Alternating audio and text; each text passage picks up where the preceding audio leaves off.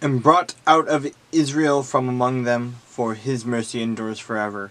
With a strong hand and with an outstretched arm, for his mercy endures forever. To him who divided the Red Sea in two, for his mercy endures forever. And he made Israel pass through the midst of it, for his mercy endures forever.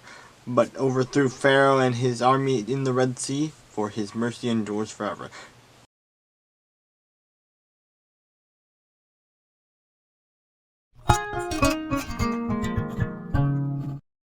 Then the angel of the Lord put out the end of the staff that was in his hand, and touched the meat and the unleavened bread.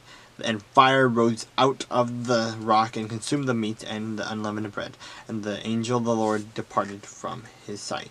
Now Gideon perceived that he was the angel of the Lord. So Gideon said, Alas, O Lord God, for I have seen the angel of the Lord face to face. And the Lord said to him, Peace be with you, do not fear, you shall not die.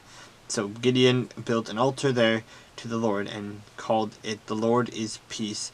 To this day it is still in Ophrah of the Abiezrites. Now it came to pass the same night that Gideon, the Lord said to him, Take your father's young bull, the second bull of 7 years old, and tear down the altar of Baal that your father has, and cut down the wooden image that is beside it, and build an altar to the Lord your God on top of this rock in proper arrangement, and take the second bull and offer a burnt offering with the wood of the image which you shall cut down. So Gideon took 10 men from among his servants, and did as the Lord had said to him. But because he feared his father's household and the men of the city too much to do it by day, he did it by night. And when the men of the city arose early in the morning, there was the altar of Baal torn down, and the wooden image that was beside it was cut down, and the second bull was being offered on the altar which had been built. So they said to one another, Who has done this thing? And when they had inquired and asked, they said, Gideon the son of Joash has done this thing.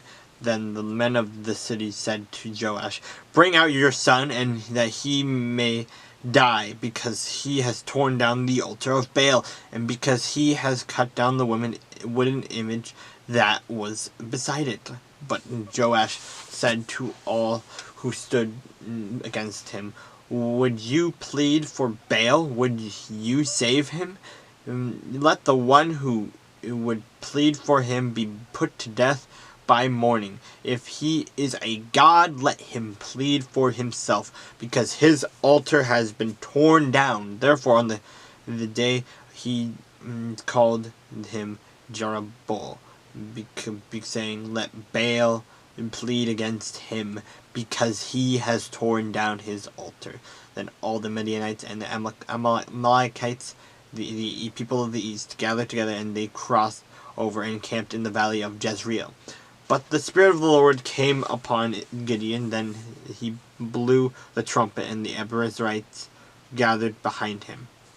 And he sent messengers throughout all Manasseh, who also gathered behind him. He also sent messengers to Asher, Zebulun, and Naphtali, and they came up to meet them. So Gideon said to God, If you will save Israel by my hand, as you have said, look, I shall put a fleece of wool on the threshing floor. If there is dew on the fleece only, and it is dry on all the ground, then I shall know that you will save Israel by my hand, as you have said. And it was so. When he rose early the next morning and squeezed the fleece together, he wrung the dew out of the fleece, a bowl full of water. Then Gideon said to God, Do not be angry with me, but let me speak just once more. Let me test, I pray, just once more, that with the fleece, let it now be dry, and only on the fleece, but on the ground let there be dew. And God did so that night. It was dry on the fleece only, but there was dew on all the ground.